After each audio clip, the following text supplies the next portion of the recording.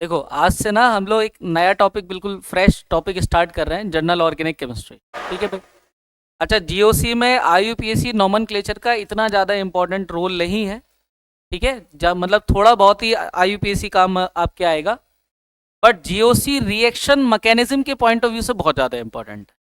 मतलब इसके बाद जो आप लोग लास्ट टॉपिक पढ़ोगे, बट हम लोग तो स्टीरियो आइसोमेरिज्म पढ़ने के बाद ही रिएक्शन मैकेनिज्म इनिशिएट करेंगे। Reaction mechanism will be the last part of organic chemistry. उसके बाद चैप्टर वाइज ऑर्गेनिक केमिस्ट्री पढ़ाई जाती है, like hydrocarbon, halo alkane, hello arene, alcohol, phenol, ether, aldehyde, ketone, carboxylic acid. क्योंकि अभी आप लोग 11th क्लास में हैं, तो हम लोग कोशिश करेंगे कि जीओसी के जस्ट बाद आप लोगों को हाइड्रोकार्बन कवर करवा दें। ठीक है, और हाइड्रोकार्बन के बाद यदि समय मिलता है तो थोड़ा बहुत रिएक्शन मैकेनिज्म अपन इनिशिएट कर लेंगे। अपन कोशिश ये करेंगे कि हाइड्रोकार्बन में आने वाली जितनी भी रिएक्शंस है उसको हम लोग तैयार कर लें। अच्छा, जीओसी जर्नल ऑर्गेनिक केमिस्ट्री, पहली बात बेटा ये इतना ज़्यादा इंपॉर्टेंट है कि इससे कम से कम 4 से 5 क्वेश्चन तक कभी कभी पेपर में आ जाता है। ठीक है भाई।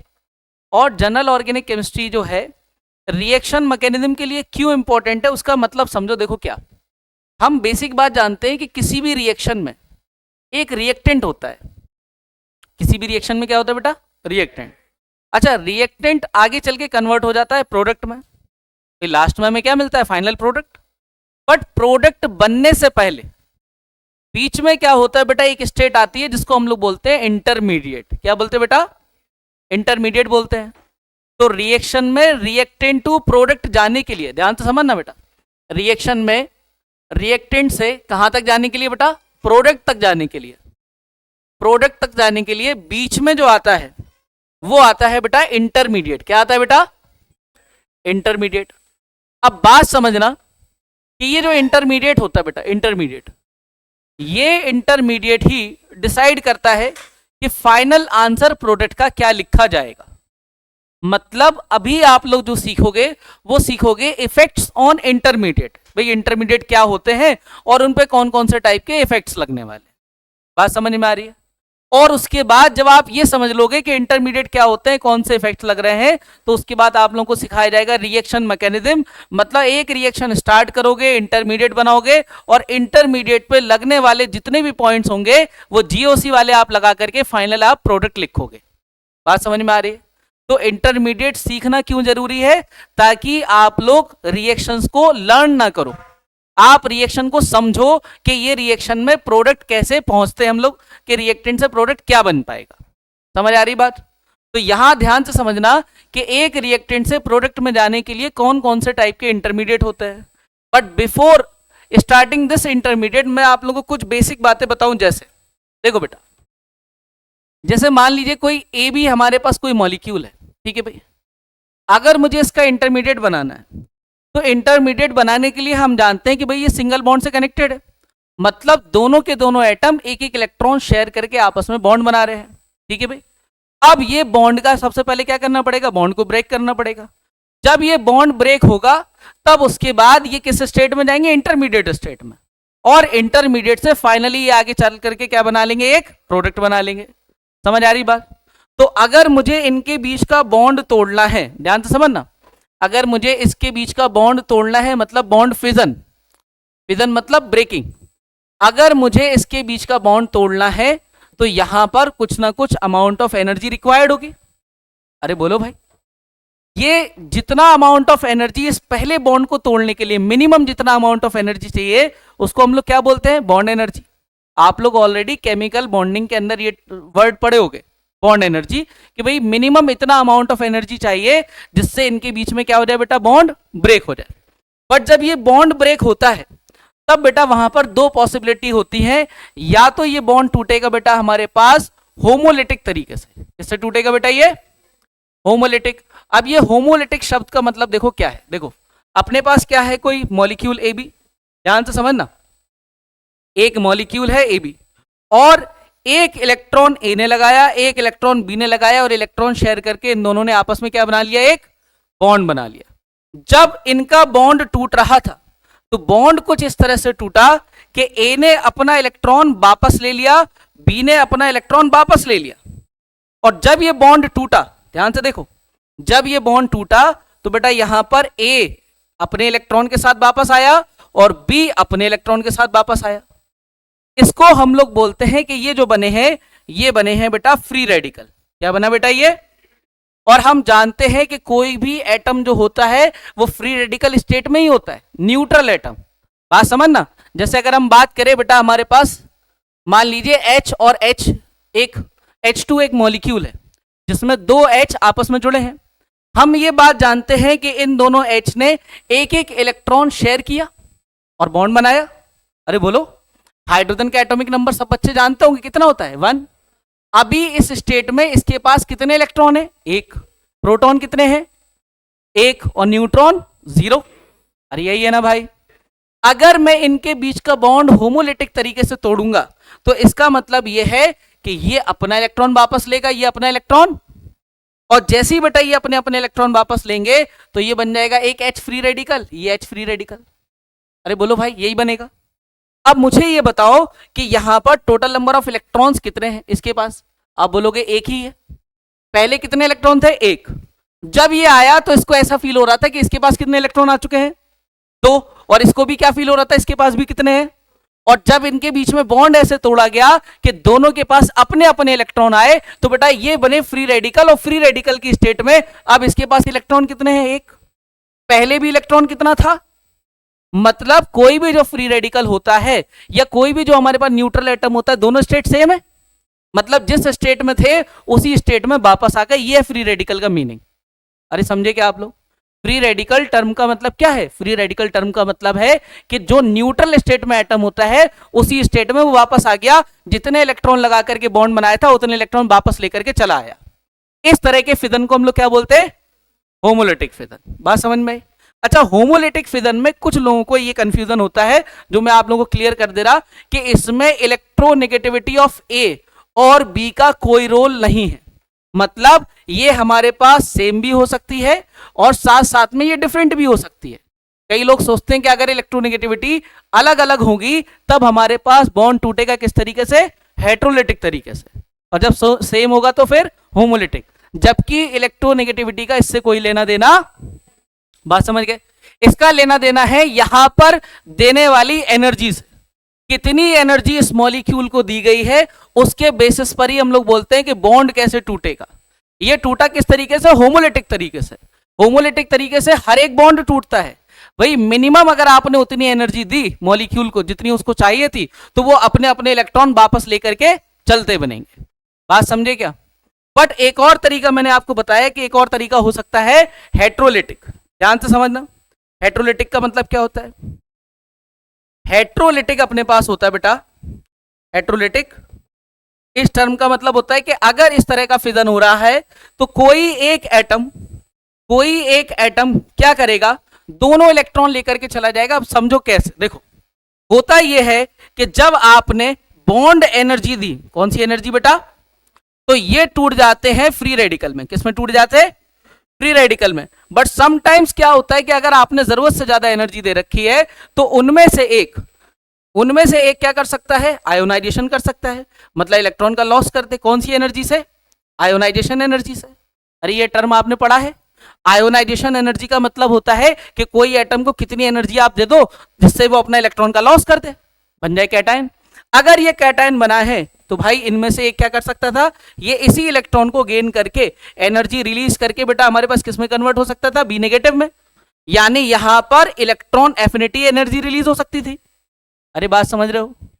तो समटाइम्स क्या होता है कि अमाउंट ऑफ एनर्जी हम लोग इतना दे देते हैं कि वहां पर उनमें से कोई एक मॉलिक्यूल आयनाइज हो जाता है और दूसरा हमारे पास किस में कन्वर्ट हो जाता है? एनायन में। समझ में आई बात?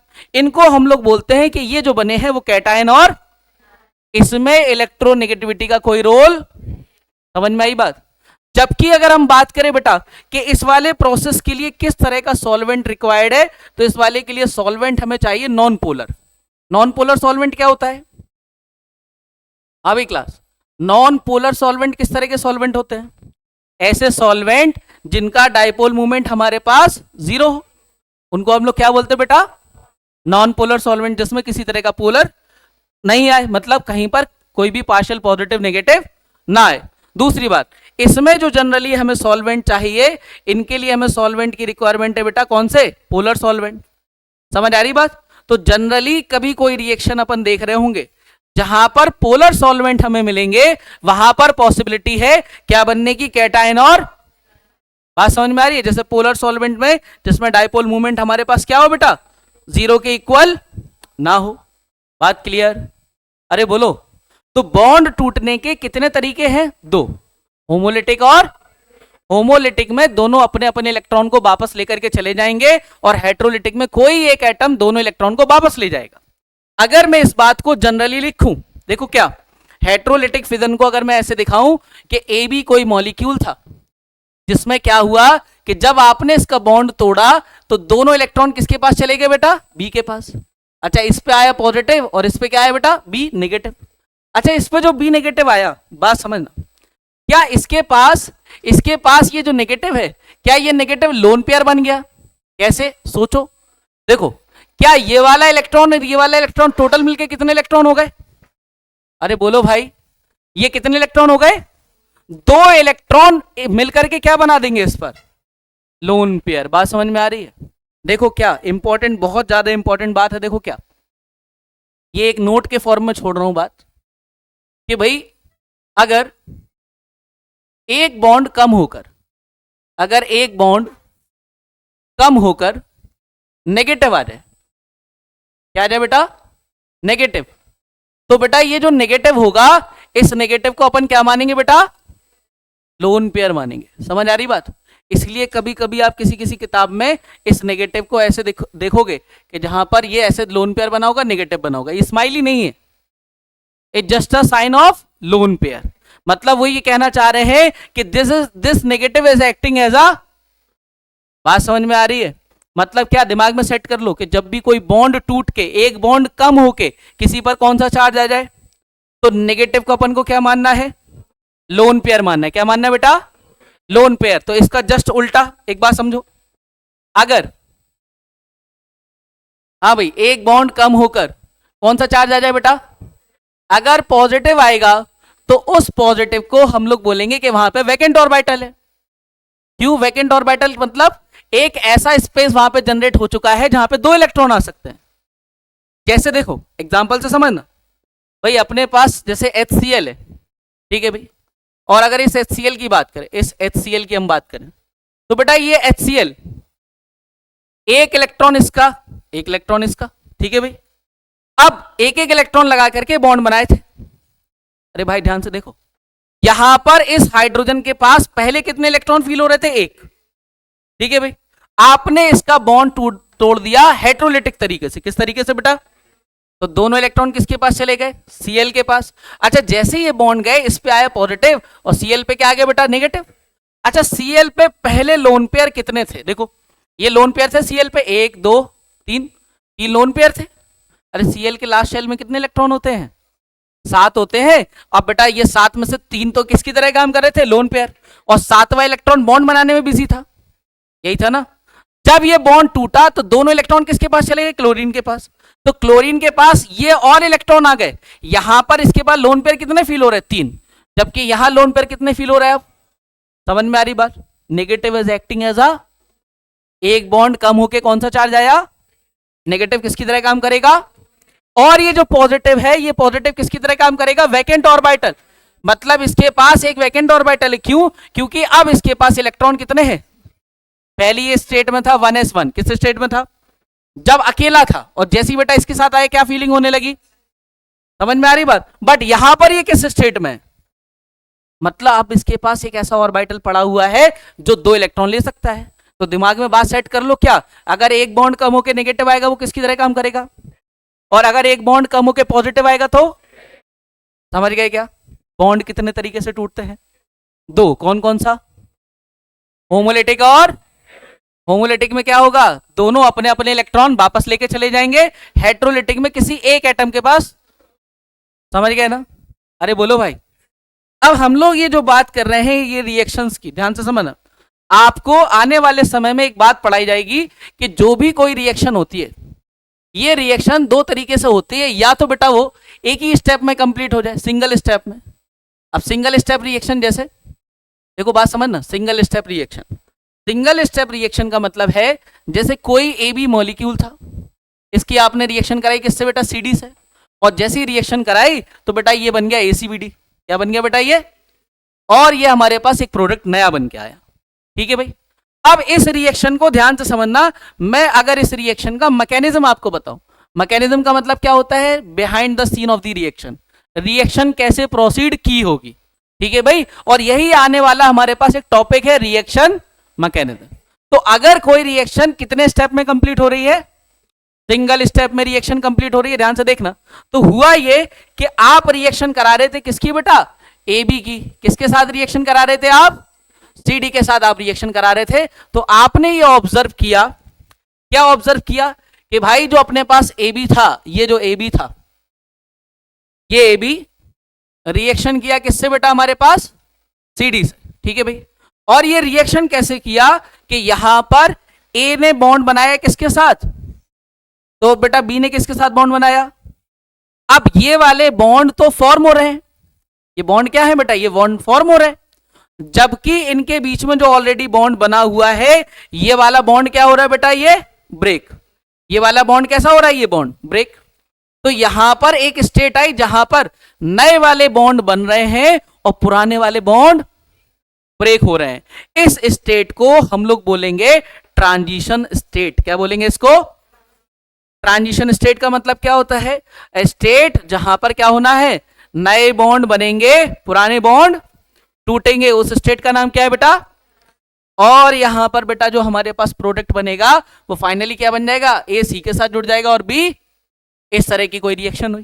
तो सिंगल स्टेप रिएक्शन जब भी हमारे जीवन में आने वाली है, दिमाग में एक बात सेट कर लो, वहां पर रिएक्शन में केवल क्या बनेगा, ट्रांजिशन स्टेट और प्रोडक्ट बन जाएगा। समझे क्या, अरे बोलो भाई। तो सिंगल स्टेप रिएक्शन में एक बात दिमाग में सेट कर लो, सिंगल स्टेप रिएक्शन में हमेशा केवल क्या बनेगा, ट्रांजिशन स्टेट, यहां किसी तरह का इंटरमीडिएट नहीं बनेगा। बात क्लियर, समझ गए। बॉन्ड कितने तरीके से टूटे थे, होमोलिटिक और हेटेरोलिटिक तरीके से टूटे थे। और आपने क्या सीखा कि अगर एक बॉन्ड कम होकर नेगेटिव आएगा, नेगेटिव को क्या मानना है, एक बॉन्ड कम होकर पॉजिटिव आएगा तो वो वैकेंट ऑर्बिटल है। बात क्लियर। अब समझो, देखो बेटा, जैसे रिएक्शन सिंगल स्टेप है, ऐसे ही रिएक्शन हो सकती है ये मल्टी स्टेप रिएक्शन, मतलब एक से ज्यादा स्टेप में हो। अब ये जो मल्टी स्टेप रिएक्शन है, देखो बेटा, मल्टी स्टेप रिएक्शन, जैसे यही रिएक्शन की हम बात कर रहे हैं कि AB रिएक्ट किया किससे बेटा, CD से। AB किससे रिएक्ट किया बेटा, अब यहां पर हम जानते हैं कि प्रोडक्ट बनेगा AC और BD, बट ध्यान से देखना कि इसके रिएक्शन का अगर हम लोग मैकेनिज्म की बात करें तो यहां पर मल्टी स्टेप रिएक्शन में क्या हुआ होगा, देखो समझो बेटा इसका मैकेनिज्म। यहां पर हुआ ये कि जो AB मॉलिक्यूल था, इस AB मॉलिक्यूल में ये ऑब्जर्व किया गया कि भाई A जो था, A प्लस और B माइनस अलग अलग हो गए। ठीक है भाई, किसी तरीके से इनका बॉन्ड टूट गया। ये बॉन्ड किस तरीके से टूटा है, हेटेरोलिटिक तरीके से, मतलब एक बना प्लस, दूसरा बना माइनस बन गया। अब ये जो प्लस माइनस बना है, ध्यान से समझो, इसमें से CD ने क्या किया, CD के पास पहुंचा बेटा B नेगेटिव। B नेगेटिव ने कहा D से कि भाई तुम इनको अपने इलेक्ट्रॉन वापस दे दो, दोनों के दोनों मेरे पास है इलेक्ट्रॉन, तुम मेरे साथ बॉन्ड बना लो। अब जैसे ये बॉन्ड बना, ध्यान से समझना, ये क्या बन गया BD, बट C के पास क्या आ गए, इलेक्ट्रॉन आ गए। अरे बात समझ में आई, मतलब पहले स्टेप में हमारे पास क्या हुआ, A प्लस और B माइनस बना। दूसरे स्टेप में B नेगेटिव ने किससे रिएक्शन कर दी, D से, और बेटा C नेगेटिव को अलग कर दिया। और लास्ट स्टेप में हमारे पास A प्लस और C माइनस आपस में जुड़े और फाइनली क्या बन गया, AC। समझ में आया। तो इस तरह की जो रिएक्शन है, ये रिएक्शन हमारे पास कैसी रिएक्शन है, मल्टी स्टेप रिएक्शन। और मल्टी स्टेप रिएक्शन में वी फाउंड सम इंटरमीडिएट्स, हमें क्या देखने को मिले, बात समझ में आई क्या, अरे बोलो। मतलब सिंगल स्टेप रिएक्शन में इंटरमीडिएट नहीं बनते, सिंगल स्टेप रिएक्शन में सीधे सीधे क्या होता है, ट्रांजिशन स्टेट और प्रोडक्ट। मल्टी स्टेप रिएक्शन के अंदर इंटरमीडिएट फॉर्म होते हैं, और मल्टी स्टेप के अंदर ध्यान से समझना, मल्टी स्टेप के अंदर ये है ट्रांजिशन स्टेट 1, ये है ट्रांजिशन स्टेट 2 और ये है ट्रांजिशन स्टेट 3, और इसके बाद फाइनल प्रोडक्ट बना होगा। क्योंकि ट्रांजिशन स्टेट का मतलब होता है जहां पुराने बॉन्ड टूट रहे, नए बॉन्ड, बात समझ में आई। जैसे ये वाला बॉन्ड टूटा, ट्रांजिशन स्टेट के थ्रू गया, बॉन्ड टूटा और ये क्या बन गया, इंटरमीडिएट। फिर यहां पर बेटा देखो नया बॉन्ड बना, पुराना वाला टूट गया, ये दूसरी ट्रांजिशन स्टेट। यहां पर नए वाले बॉन्ड बन गए, ये तीसरी ट्रांजिशन स्टेट। मतलब ट्रांजिशन स्टेट तो बनती है, बट सिंगल स्टेप रिएक्शन में इंटरमीडिएट नहीं बन पाते। मल्टी स्टेप रिएक्शन में क्या बनते हैं? अरे आपको कुछ समझ में आ रहा है? बॉन्ड कितने तरीके से टूटता है? होमोलिटिक, और एक बॉन्ड कम होकर नेगेटिव आएगा तो, एक बॉन्ड कम होकर पॉजिटिव आएगा तो, समझ गए ना बात? रिएक्शन या तो सिंगल स्टेप निकलती है या फिर। अब सवाल ये उठता है कि इन रिएक्शंस के लिए ग्राफ कैसे बनाए जाते हैं। देखो, जैसे अगर कोई रिएक्शन में ये रिएक्टेंट है और ये सीधे सीधे हमारे पास क्या बन गया? प्रोडक्ट। क्या बन गया बेटा? तो यहां पर कोई ट्रांजिशन स्टेट आई, ये सिंगल स्टेप रिएक्शन है। पर किसी दूसरी रिएक्शन जो मल्टीपल स्टेप रिएक्शन थी, उसमें पहले रिएक्टेंट था और ये रिएक्टेंट से हमारे पास पहले क्या बना? इंटरमीडिएट 1। ठीक है भाई, फिर बेटा इससे हमारे पास क्या बना? इंटरमीडिएट 2 बना, और इस तरीके से हमारे पास फाइनली फिर क्या बन गया? कोई प्रोडक्ट बन गया। तो यहां कोई ट्रांजिशन स्टेट 1 आई, ये ट्रांजिशन स्टेट 2 आई, ये ट्रांजिशन स्टेट 3 आई। अच्छा एक बात सोचो पूरे में कि जितने इंटरमीडिएट बन रहा है उससे जस्ट एक ज्यादा क्या होती है? या नंबर ऑफ ट्रांजिशन स्टेट में -1 कर दो, उतने नंबर ऑफ क्या बनेंगे? समझ में आ रही बात? अरे बोलो। तो ये बात भी हमें ध्यान रखना है कि मल्टीपल स्टेप रिएक्शन के अंदर जो इंटरमीडिएट बनते हैं उससे एक ज्यादा क्या होता है? ट्रांजिशन स्टेट होती है। बात क्लियर? ये बिल्कुल बेसिक कहानी है जनरल ऑर्गेनिक केमिस्ट्री की। हमें तो ये समझना है कि अपने पास जो इंटरमीडिएट बन रहे हैं, ये इंटरमीडिएट कितने तरह के होते हैं। देखो भाई, इंटरमीडिएट्स जो हमें समझना है वो कौन कौन से हो सकते हैं। पहला होता है बेटा कार्बोकैटायन, मतलब कार्बन पे कौन सा चार्ज आ जाए? पॉजिटिव। दूसरा हमारे पास होता है कार्बेनाइन, कार्बेनाइन मतलब कार्बन पे कौन सा चार्ज आ जाए?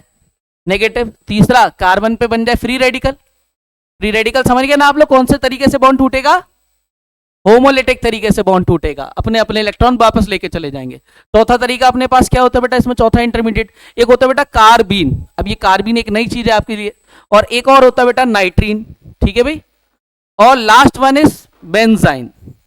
ध्यान से समझो, इसमें से अगर हम स्टार्टिंग के 5 की बात करें अप टू नाइट्रीन, इन पे कुछ बेसिक क्वेश्चन बनते हैं, कभी कभी डायरेक्टली एग्जाम में पूछे जाते हैं। कार्बोकैटाइन से रिलेटेड, कार्बेनाइन से रिलेटेड, फ्री रेडिकल से रिलेटेड, कार्बीन और नाइट्रीन से रिलेटेड, कि भाई इनमें कितने बॉन्ड पेयर होते हैं, क्या इसका हाइब्रिडाइजेशन पाया जाता है, किस स्टेट में ये रहता है। इनको थोड़ा सा अपन डिटेल में समझते हैं कि ये पहले होते क्या है। ठीक है भाई, जैसे पहले नंबर पे कौन है अपने पास? कार्बोकैटाइन। देखो भाई कार्बोकैटाइन क्या होता है, समझना ध्यान से। भाई आप एक बेसिक बात जानते हो, कार्बन पे कितने बॉन्ड होते हैं टोटल? कार्बन के कितने बॉन्ड होते हैं टोटल? 4 बॉन्ड होते हैं। ये रहे कार्बन के 4 बॉन्ड। ठीक है भाई, अब इससे मैंने कोई एक ऐसा एटम जोड़ दिया कि जब इनके बीच का बॉन्ड टूटा तो दोनों के दोनों इलेक्ट्रॉन कौन लेके चला गया? और जैसी बेटा ये एक्स एटम को दोनों के दोनों इलेक्ट्रॉन लेके चला गया तो इस पे कौन सा चार्ज डेवलप हो गया और दूसरे वाले पे कौन सा आ गया? ये रहा अपने पास कार्बोकैटायन। समझे बात?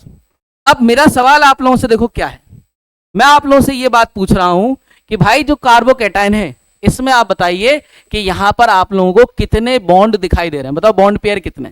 कार्बोकैटायन पे कितने बॉन्ड पेयर हैं? अरे बोलो भाई। 3 बॉन्ड पेयर है। लोन पेयर कितने हैं? इस कार्बोकैटायन पे कोई आप लोगों को बॉन्ड दिखाई दे रहा है? कितने बॉन्ड है? 1 2 3 बॉन्ड है। लोन पेयर कितने हैं? 0। अच्छा अगर आपको ये पता है तो बताइए पॉइंट नंबर 3 कि इसके पास वैकेंट ऑर्बिटल कितने हैं? बोलो बेटा वैकेंट ऑर्बिटल। एक क्यों है? क्योंकि एक बॉन्ड कम होके कौन सा चार्ज आया, और अगर पॉजिटिव आएगा तो वो किसकी तरह काम करेगा? बहुत बढ़िया। नेक्स्ट पॉइंट नंबर 4 देखो। पॉइंट नंबर 4 सवाल आप लोगों से, ये आप लोगों को पता होगा, हाइब्रिडाइजेशन कितना होगा इसका? Hybridization sp। अच्छा अगर हाइब्रिडाइजेशन पता है तो बॉन्ड एंगल बता सकते हो कितना होगा? बॉन्ड एंगल कितना बेटा? 120। अच्छा अगर ये पता है तो शेप बता सकते हो? शेप ऑफ द मॉलिक्यूल कौन सा शेप होगा इसमें? Triangular planar. देखो भाई जिसको समझ में नहीं आ रहा, 3 बॉन्ड पेयर, लोन पेयर कितना बेटा? 3 बोले तो आंसर क्या हो गया? और अगर sp2 जैसी इसका आंसर आया, ध्यान से सुनना, तो बेटा बॉन्ड एंगल अपन कितना बताएंगे? 120 डिग्री। ठीक है भाई, और इसका शेप क्या होगा? ट्रायंगुलर प्लेनर होगा। ठीक है भाई, ये बिल्कुल बेसिक क्वेश्चन है इस पर, ट्रायंगुलर प्लेनर। ठीक है भाई, नेक्स्ट। हाँ जी बताइए इसमें point number 7 number of unpaired electron कितने होंगे? बोलो बेटा, नंबर ऑफ अनपेयर्ड इलेक्ट्रॉन कितने होंगे इसमें? नंबर ऑफ अनपेयर्ड इलेक्ट्रॉन बोलो भाई। देखो, क्या ये वाला इलेक्ट्रॉन इसके साथ पेयर्ड है? ये वाला इलेक्ट्रॉन इसके साथ पेयर्ड है और ये इलेक्ट्रॉन इसके साथ पेयर्ड है? एक भी इलेक्ट्रॉन अनपेयर्ड। और अगर अनपेयर्ड इलेक्ट्रॉन 0 है तो ये किस कैटेगरी में जाएगा? पैरामैग्नेटिक या फिर डायमैग्नेटिक? बोलो, अरे बोलो भाई, पैरामैग्नेटिक, डायमैग्नेटिक? ये होगा बेटा हमारे पास डायमैग्नेटिक। क्यों भाई? क्योंकि अगर एक भी अनपेयर्ड इलेक्ट्रॉन होता है तो आंसर क्या हो जाता? अदरवाइज आंसर क्या रहता है? डायमैग्नेटिक। भाई ये बात दिमाग में सेट कर लो। क्यों? क्योंकि ड्यू टू 0 अनपेयर्ड इलेक्ट्रॉन। ठीक है भाई। अच्छा, एक और सवाल। हाँ भाई, अगर आपने ये निकाल लिया तो क्या आप इसका मैग्नेटिक मूवमेंट निकाल सकते हो? बोलो बेटा, मैग्नेटिक मूवमेंट कितना होगा? इसका मैग्नेटिक मूवमेंट कितना होगा बेटा? Under root of n plus 2, where n is the number of unpaired electron. Unpaired electron जैसे रखोगे 0, कितना आंसर आएगा? 0। समझ गए ना? अच्छा, एक और सवाल इसी में, अगला क्वेश्चन नंबर 10। इसमें मैं आपसे पूछूं स्पिन मल्टीप्लिसिटी। हाँ जी, स्पिन मल्टीप्लिसिटी कितना होगा? बोलो, फॉर्मूला क्या होता था? 2 सिग्मा s प्लस 1। चलिए बताइए। ये सब आपने जो पुराना पढ़ रखा है उसी सब का ही रिकॉल है। हाँ भाई, कितना आएगा? देखो यहां पर, देखो ये plus half minus half, net कितना हो गया? एस समझते हो ना, स्पिन क्वांटम नंबर होता है। ये प्लस हाफ माइनस हाफ, ये प्लस हाफ माइनस हाफ, यानी इसके पास जो सिग्मा एस है वो टोटल कितना आ रहा है? +1। नेट कितना आ गया आंसर? समझ गए ना? अरे बोलो। अच्छा, एक और सवाल का जवाब दे दो कि ये हमारे पास लोएस्ट एसिड है या बेस है? बोलो, ये लोएस्ट एसिड है या लोएस्ट बेस है? अरे acid base, lone pair donor है, लोन पेयर एक्सेप्टर है, ये तो बता सकते। क्या इसके बाद लोन पेयर कितने बताओ? लोन पेयर, ये लोन पेयर देने वाला वैकेंट ऑर्बिटल है या नहीं है? ये लोन पेयर को क्या कर सकता? और अगर ये लोन पेयर को एक्सेप्ट कर रहा है तो इसको अपन क्या बोलेंगे? लोएस्ट, अरे एसिड बोलेंगे ना भाई। लोएस्ट एसिड की यही तो डेफिनेशन थी, lone pair acceptor are lowest acid. समझे? देखो यहां मतलब ये आयनिक इक्विलिब्रियम तक के पॉइंट लग रहे हैं। Next number 12। अरे इधर देखो, लोएस्ट एसिड, लोएस्ट एसिड की बात कर रहे हैं हम लोग। तो लोएस्ट एसिड क्यों है? क्योंकि ये लोन पेयर को एक्सेप्ट कर रहा है। क्लियर है? आगे बढ़ते हैं। अब एक बात बताओ, ये इलेक्ट्रॉन रिच है या इलेक्ट्रॉन डेफिशिएंट है? इसके पास टोटल इलेक्ट्रॉन कितने दिखाई दे रहे हैं आपको? अरे बोलो भाई, कितने इलेक्ट्रॉन इसके पास? अगर इलेक्ट्रॉन 6 है तो ये कैसा इलेक्ट्रॉन? डेफिशिएंट है। अरे बोलो भाई, सब बच्चों को 6 इलेक्ट्रॉन दिख गए ना? और अगर ये इलेक्ट्रॉन डेफिशिएंट है मतलब इसकी जो स्टेबिलिटी होगी कार्बोकैटायन की, क्लास स्टेबिलिटी ऑफ कार्बोकैटायन, तो क्या आप लोग ये डायरेक्टली बोल सकते हो कि it is depends on electron donating group? जितने इलेक्ट्रॉन डोनेटिंग ग्रुप आएंगे वो इसकी स्टेबिलिटी को बढ़ाएंगे, because it is a electron deficient molecule. अरे बात समझ में आ रही है? मतलब यहां से ये जो क्वेश्चन बन के आया स्टेबिलिटी ऑफ कार्बोकैटायन का, तो आने वाले समय में आप समझोगे कि भाई ये ऐसा मॉलिक्यूल है जिसके किसी ने इलेक्ट्रॉन लेके चला गया और ये कैसा हो गया? Electron deficient. मतलब इसको ऐसे ग्रुप्स की नीड है जो इसको इलेक्ट्रॉन दे और इसकी स्टेबिलिटी बढ़ाए। अरे बात समझ में आई क्या? क्या भाई कि इस मॉलिक्यूल के पास जितने पहले इसको इलेक्ट्रॉन फील हो रहे थे, क्या 8 है? एक दूसरा एटम आया, जब बॉन्ड टूटा तो ऐसे टूटा कि वो उसकी इलेक्ट्रॉन लेके चला गया। भाई साहब के पास 8 से कितने की फीलिंग आ गई? 6। इलेक्ट्रॉन कैसा हो गया? डेफिशिएंट। मतलब ऐसे ग्रुप्स चाहिए जो इसको इलेक्ट्रॉन देना स्टार्ट करें ताकि इसको ऐसी फीलिंग आए कि इसके पास इलेक्ट्रॉन बराबर हो रहे हैं। समझे क्या? अरे बोलो। अच्छा, जैसे ये कार्बोकैटायन है तो इसी का अपन क्या भाई बना सकते हैं? कार्बो एनाइन। तो कार्बो एनाइन कैसे बनाएंगे? हाँ भाई, अगर मुझे कार्बो एनाइन बनाना है, चलो भाई बताओ, कार्बो एनाइन कैसे बनाएंगे हम लोग? कार्बो एनाइन, कोई एक ऐसा एटम इससे कनेक्ट हो जो क्या करे? इसको इलेक्ट्रॉन दे दे। अरे बोलो भाई, अगर मैं इस एटम को हटा दूं और इसकी जगह कोई मेटल लगा दूं, मेटल का काम क्या होता है? इलेक्ट्रॉन देना। तो ये क्या करेगा? दोनों इलेक्ट्रॉन इसको दे देगा और जैसे ही इसको इलेक्ट्रॉन मिलेंगे तो बेटा क्या बन जाएगा? ये हमारे पास ये बन जाएगा कार्बो एनाइन। अरे बोलो भाई, और इस पे क्या आ जाएगा, ये लोन पेयर। अब सवाल ये उठता है कि ये जो भी मैंने पॉइंट लिखे थे, आप मुझे बताओ इनके आंसर क्या बनेंगे। बोलो बेटा, क्या आंसर बनेंगे इसमें, बताओ भाई, सारे आंसर बताओ, क्या क्या आंसर बनेंगे इसमें। हाँ जी, हाँ, क्या बेटा, एक्स नेगेटिव नहीं रहेगा, एम पॉजिटिव हो जाएगा वहां पर, एम आ गया ना, यहाँ क्या बन जाएगा, एम प्लस। क्लियर, समझ गए ना। अरे भाई ऐसे बॉन्ड टूटा कि कार्बन को दोनों इलेक्ट्रॉन देते हुए चला गया। ठीक है, अब बताओ इसमें आपको कितने बॉन्ड नजर आ रहे हैं, total number of bonds 3 bond नजर आ रहे हैं, ये आप लोगों को दिख गए। अरे बोलो भाई, जैसे 3 बॉन्ड दिखे, अगला क्वेश्चन, लोन पेयर कितने हैं, एक, क्यों है, एक बॉन्ड कम होके क्या आया, एक बॉन्ड कम होके, ये मैंने ये स्टेटमेंट बार बार दे रहा हूं। अगर मैं आपसे पूछूं कि भाई साहब ऑक्सीजन पे कितने लोन पेयर दिखाई दे रहे हैं, बताओ कितने लोन पेयर हैं, 2। ठीक है भाई, अच्छा क्या मैं आपसे पूछ रहा हूं इस पे वैकेंट ऑर्बिटल कितने नजर आ रहे हैं,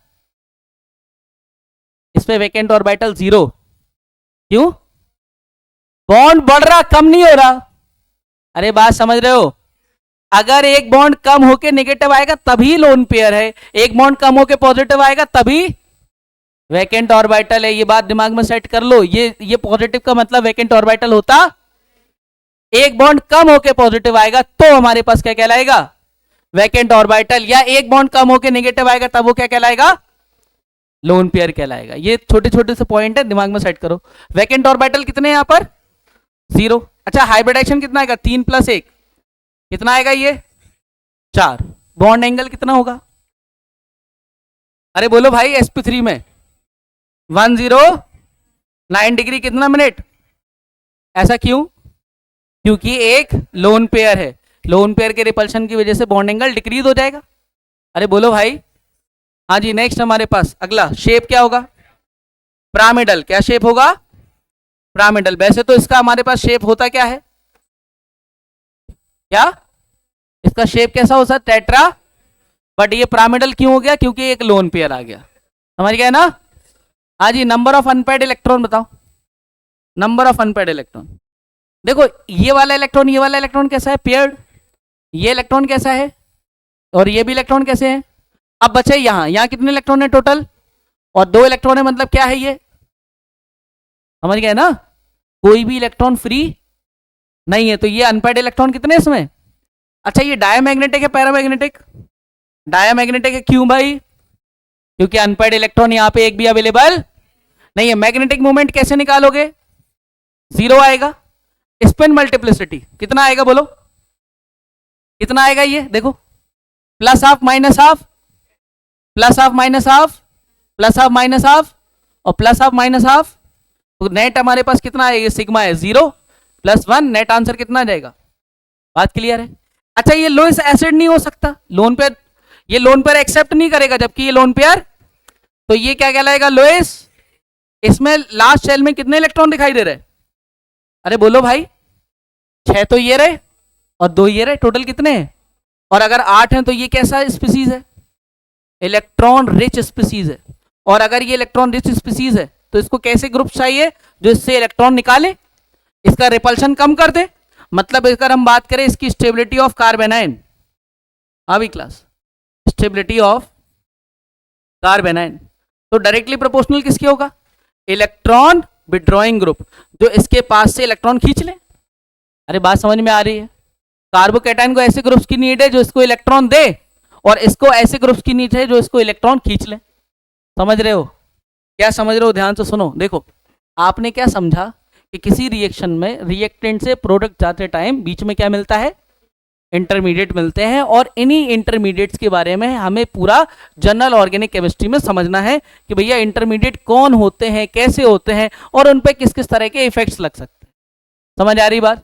और अगर हम बात करें यहां पर कि जब कोई बॉन्ड टूटता है वो टोटल कितने तरीके से टूट सकता है, 2, होमोलिटिक, और इसमें कोई इलेक्ट्रोनेगेटिविटी का रोल नहीं है, जबकि सॉल्वेंट्स का रोल है। सॉल्वेंट यहां पे नॉन पोलर टाइप का चाहिए और यहां पर पोलर टाइप का चाहिए। बात समझ रहे हो। दूसरी बात हमने क्या सीखी कि भाई अगर एक बॉन्ड कम होके कौन सा चार्ज आ जाए तो उसको अपन क्या मानेंगे, अगर एक बॉन्ड कम होके पॉजिटिव आ जाए तो और अगर हम बात करें यहां पर ध्यान से देखो कि भाई हमारे पास रिएक्शन जो होती है वो दो तरीके से होगी, या तो आने वाले समय में सिंगल स्टेप टाइप रिएक्शन पढ़ेंगे या फिर, और सिंगल स्टेप रिएक्शन का मतलब है जहां केवल क्या बने, ट्रांजिशन। ट्रांजिशन स्टेट का मतलब होता है जहां पुराने बॉन्ड टूटते हैं, नए बॉन्ड, उसको अपन क्या बोलते हैं बेटा, ट्रांजिशन स्टेट। ध्यान से समझो, मल्टी स्टेप रिएक्शन में हमारे पास क्या होगा, पहले ट्रांजिशन स्टेट्स के थ्रू क्या बनेंगे, इंटरमीडिएट्स। क्या बनेंगे बेटा, और उस इंटरमीडिएट के बाद फाइनली हमारे पास क्या बन जाएगा, प्रोडक्ट। क्या बन जाएगा बेटा। अच्छा, ये बेसिक बात तो आप जानते हो कि अगर रिएक्टेंट की एनर्जी ज्यादा है प्रोडक्ट से तो रिएक्शन कैसी कहलाएगी, एक्सो। और अगर रिएक्टेंट की एनर्जी कम है प्रोडक्ट से तो रिएक्शन, जैसे कभी कभी ये वाले इस तरह के ग्राफ पूछे जाते हैं। देखो जैसे अगर हम बात करें इसमें, ये रिएक्टेंट की एनर्जी ऊपर है और प्रोडक्ट की हमारे पास कम है, तो ये रिएक्शन कैसी है, एक्सो। और अगर इस रिएक्शन में रिएक्टेंट हमारे पास पीछे होता और प्रोडक्ट ज्यादा होता तब हमारे पास रिएक्शन कैसी कहलाती, एंडोथर्मिक रिएक्शन बनती। समझे। तो दिखाने के लिए जब हम लोग लास्ट स्टेप लिखते हैं, अगर एक्सो एंडो टाइप की रिएक्शन है तो उस स्टेट में रिएक्टेंट और प्रोडक्ट की एनर्जी को कम ज्यादा करके दिखा देते हैं। समझ रहे हो बात। हाँ भाई आगे देखो, क्या हमारे पास इंटरमीडिएट कितने तरह के हैं टोटल है, कौन कौन से, कार्बोकैटायन, कार्बेनाइन, फ्री रेडिकल, कार्बिन, नाइट्रीन और, तो बेंजाइन है वो, बेंजीन नहीं है, क्या वो, बेंजाइन। ध्यान से समझो, पहला कौन सा अपने पास, कार्बोकैटायन। कैसे बना, जब कोई इसके एटम इलेक्ट्रॉन लेकर के चला गया तो क्या बन गया बेटा, तो कार्बोकैटायन पे बॉन्ड पेयर कितने हैं, लोन पेयर।